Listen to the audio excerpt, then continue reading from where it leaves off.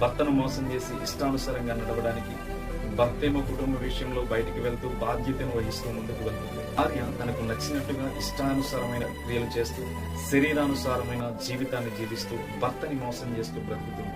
చూడండి, ఒక రోజు ఒక కీడు అనేది తప్పకుండా మీ మీదకి వస్తుంది. ఎందుకని ఆలోచన చేస్తే ఈరోజు ఎక్కువగా భర్తను మోసం చేసేవారు ఎక్కువగా కనబడుతూ ఉన్నారు.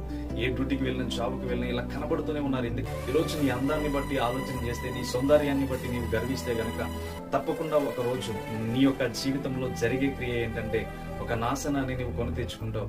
నమ్మకమైన మాటగా, నమ్మకంగా ఉంటానని, నీతోనే కలిసి ఉంటానని, ఎవరి విషయంలో కూడా నేను విడువనని చెప్పిన నువ్వే ఈరోజు నీ అందాన్ని చూసుకుని, సౌందర్యాన్ని చూసుకుని ఏ రీతిగా అయితే మోసపోతున్నావో ఒక రోజు తప్పకుండా నీ మీదకి శిక్ష వస్తుంది.